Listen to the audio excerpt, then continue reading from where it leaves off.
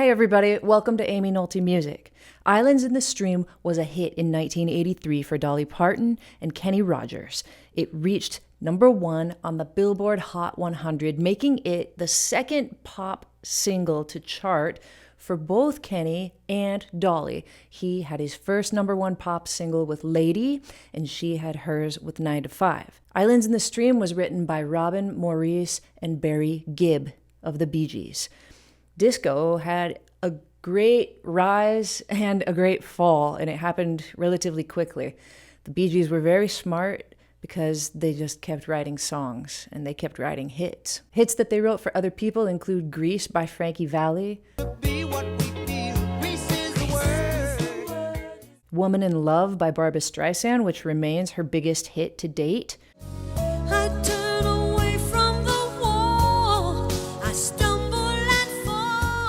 Emotion by Samantha Sang, So veranda, but the heartache lives on inside. If I Can't Have You was a great hit for Yvonne Elliman.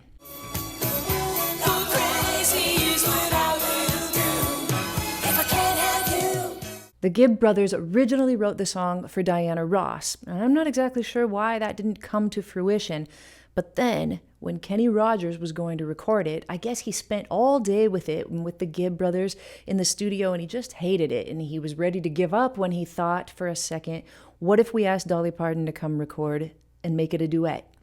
I mean, I'm sure when the Gibb brothers pitched it to him, they were singing harmonies because, well, they recorded it themselves in 1998.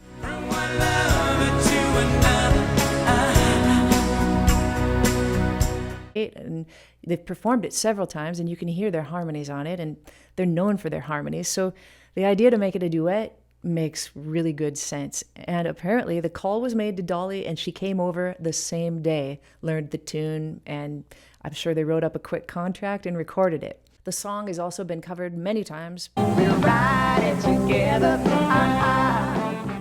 By many people. That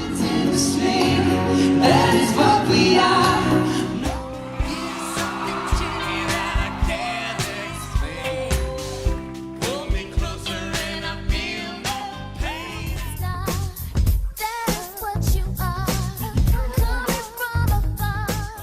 And has also become like one of the most often sung karaoke duets probably across the planet. It together, making love with each other. How can we be wrong? Sail away with me to another world, and we'll... The song is sung in C major by Rogers.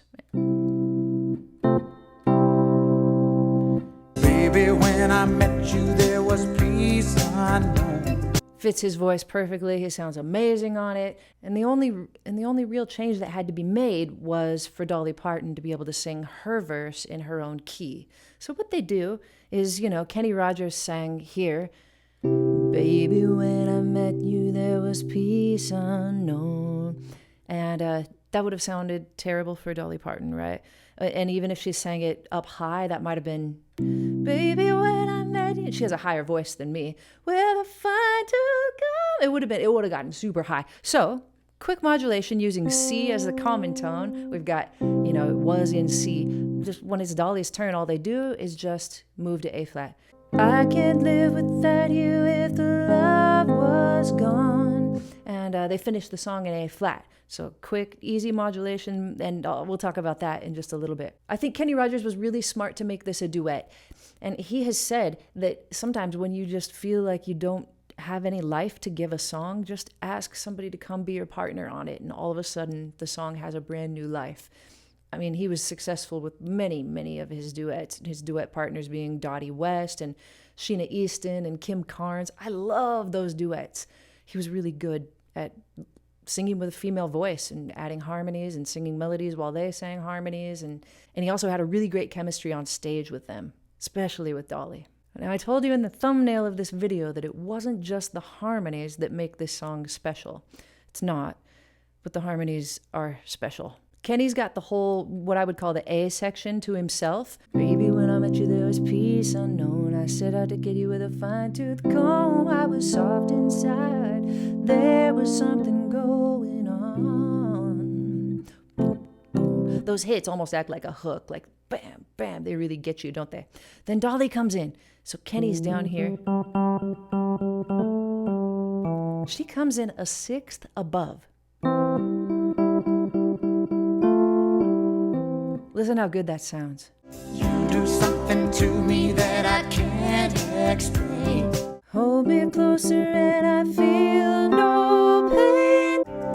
Hold me closer and I feel no pain. She sounds so good right there. He sounds so good right there. It's at the top of both of their ranges pretty much, and it just has a power right off the bat. Every beat of my heart, we got something going on. The beat of my heart. That the sixth is so nice. And I know that when we think about singing harmonies, we typically think about thirds. Well, a sixth and a third are the same thing. They're just flip-flops. So if you imagine the difference between like C and E, that's a major third, right? If you just flip it and put the C on the top, this is the kind of harmony they did. And it becomes minor sixth instead of major third, and you can do it either way. And they do. Let me get to that. But they're going to stay with the sixth all the way through the pre-chorus and everything.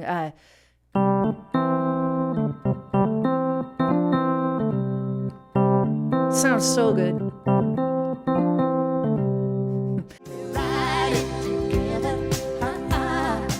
When the chorus hits, Kenny Rogers still has the melody, and he's still up in that nice high part of his range.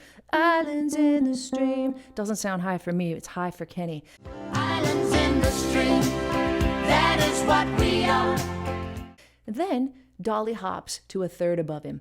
Islands in the stream, that is what we are. And it becomes fourths for a second. You need to accommodate the harmony, to accommodate the changing chords.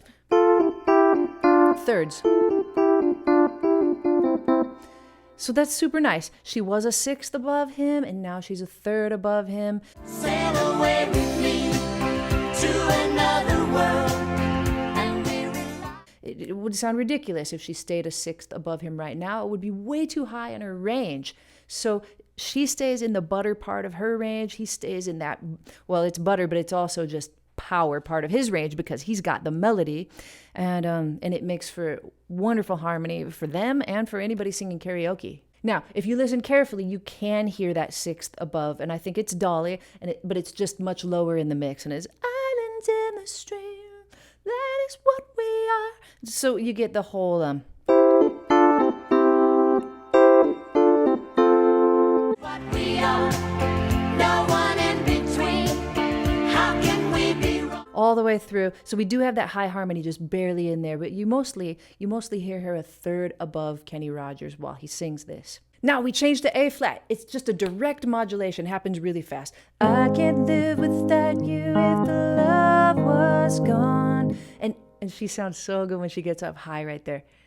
Everything is nothing if you got no one and you just walking the night. But then she gets, like I said, she gets that first A section to herself. Kenny Rogers is going to come in on the second A, and let's hear where he comes in. Third, sixth.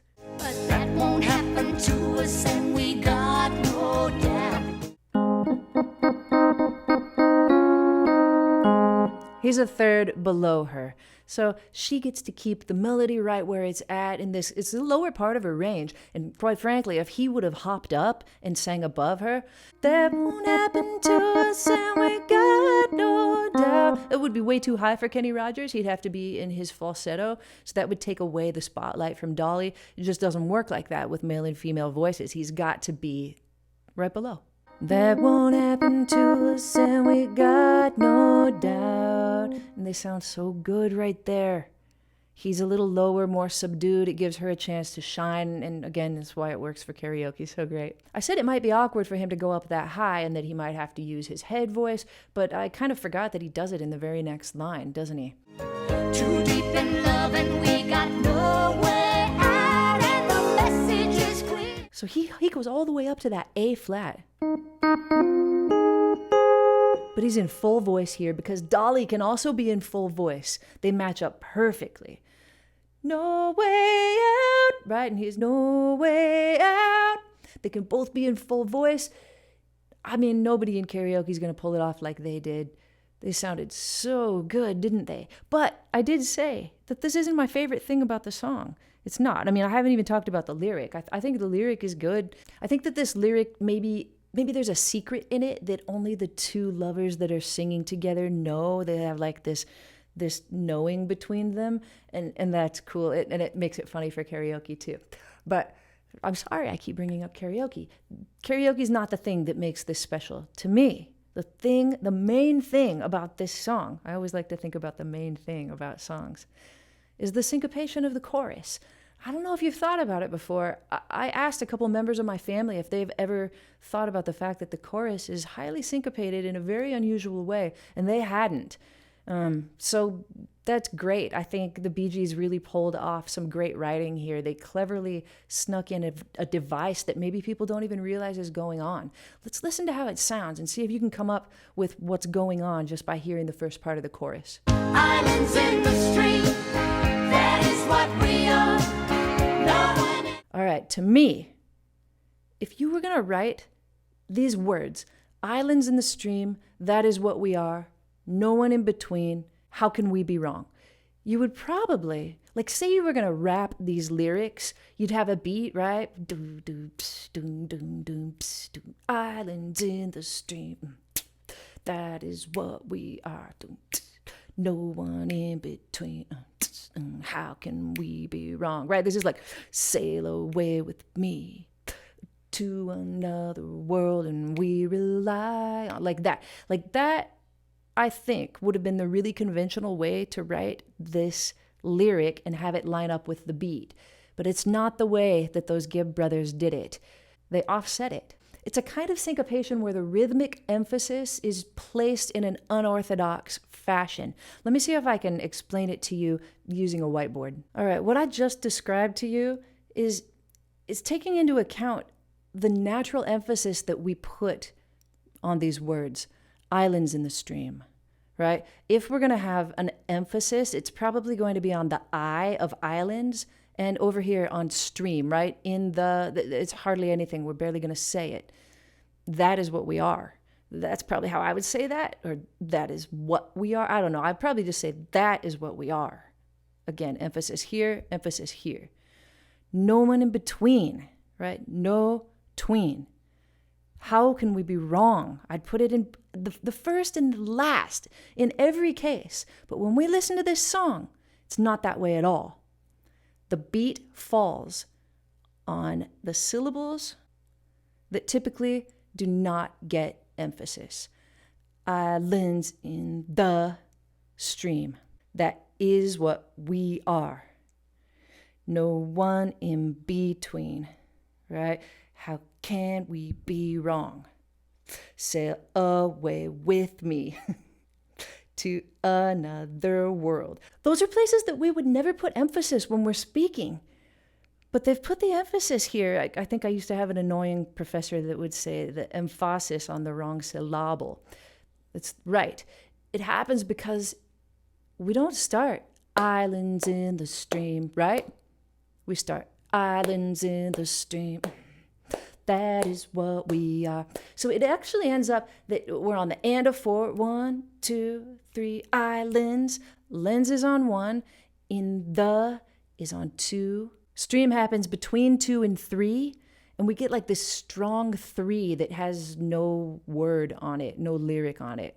So we got islands in the stream. That is what we are.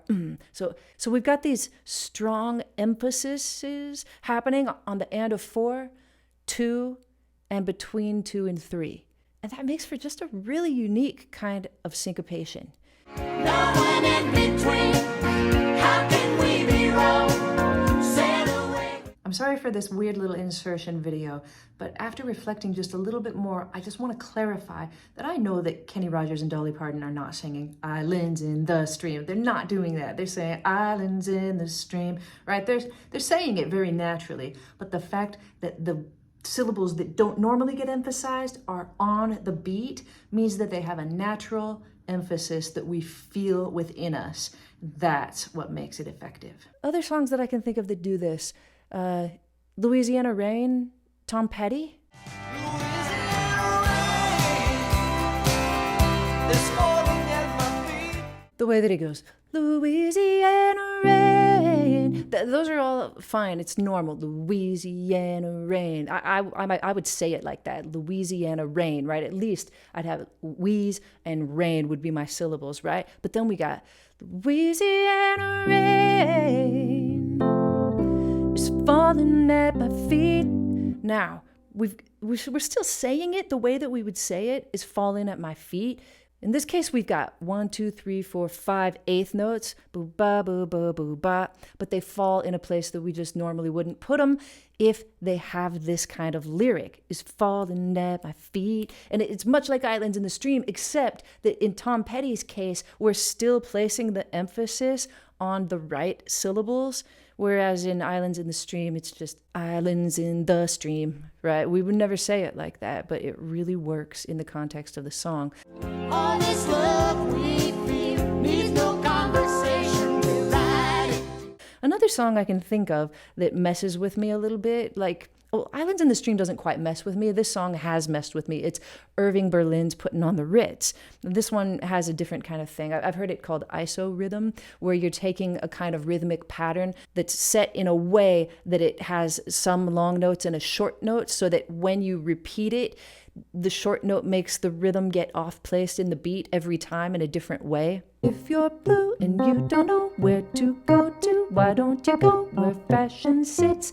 But still, I think that this song, when you say those words, you're still saying them the way that you would speak them. We're not going, if you're blue, when you don't know where to go. We're not really doing that, right? Like, it's Island in the Stream.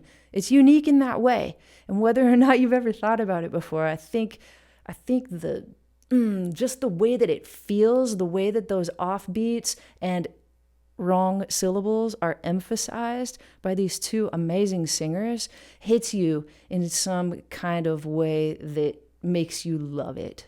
And it's my argument, and I'm sticking to it. I think that's the main thing about this song. It's the thing that gives it the allure that makes everybody want to sing it. I mean, plus it's just fun, and it sounds great, doesn't it?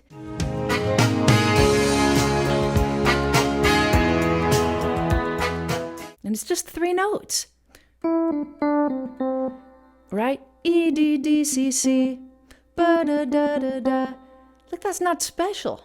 There's nothing special. It wouldn't have been very special if we just go, islands in the stream, that is what we are, no one in between. How can we be wrong, right? Sail away with me to another world, and we rely. When we get to this part, actually, and we rely, then it's all fine. It feels like it should again. And we rely on each other. How about those and That's it's very Gibb, I think. But somehow it became very Dolly and very Kenny as well, didn't it? It kind of makes me think maybe you could write any stupid lyric to this song, and if you off-placed it right, maybe it could also feel good. It makes me kind of want to try one. Like if I was just like, Amy went to town, John was sitting there, so she checked him out in his underwear. I don't know, but what if we did? So that's like this, right? Amy went to town. That's the orthodox way to do it. Unorthodox would be, Amy went to town, John was sitting there, so she checked him out. It does it, like, even if I write completely different lyrics, as long as they feel the same, islands in the stream, Amy went to town. If you write something that falls into the same meter and the words have the same emphasis, you could do it. I mean, of course, these lyrics are much better, but it's really interesting to me, and I love thinking about stuff like this. I love thinking about all parts of music. I love thinking about lyrics. I love thinking about rhythm. I love thinking about chords. I love thinking about improvisation. And I wanted to let you know that I have some Nebula classes that are available to you if you sign up for Nebula. My last Nebula class is called Everything I Know About Chords Part 1. And very soon, Everything I Know About Chords Part 2 is going to drop as well. I also have a Nebula class about how to create meaningful motifs for jazz improvisation without relying on scales and arpeggios. That's kind of what this is in Islands in the Stream. It's a meaningful motif. They just did something with it that is unique and that makes you feel like you want to get up and dance. And those are the kind of devices that I talk about in my class. Little things you can do with simple ideas to make them exciting to people. And if you sign up using my code, you'll get Nebula, and not just my classes, everybody else's classes, plus all of the content on Nebula. That means every time I put a video out here on YouTube, I also put it on Nebula, and much of the time I put an extended version over on Nebula, or I'll put a bonus video over on Nebula, just like I did today with my interview with Jens Larsen, the great guitar player from Denmark who has a big YouTube channel. He came over and we talked about how to coexist in a jazz band with piano and guitar, who plays the chords or comps when, and how not to step on each other's feet. We had a great big conversation about this, and you're going to see part of this conversation on Jens's channel, and you're going to see part of it on my YouTube channel, but you're not going to see the whole cut anywhere but on Nebula. Nebula goes deeper, the videos are longer, I get more in depth with everything I talk about there because I think, well, there's no algorithm. I can't tell if people like the video, I can't tell how many of them are watching it, I can't see if they give me a thumbs up. They can't give me a bad comment. It's just my ideas sitting there on this beautiful platform. It's available for Roku, Fire Stick, Android TV. You can watch it on your phone. You can watch it on your laptop. But I like to watch it on my TV. It's just like Netflix, but it's all educational content. It's $30 for the year. That's a big discount you only get with my code. And everything I've told you about comes with it. All of the bonus content, all of the extended videos, every class that I've ever produced for Nebula, and every class that I will produce in the future.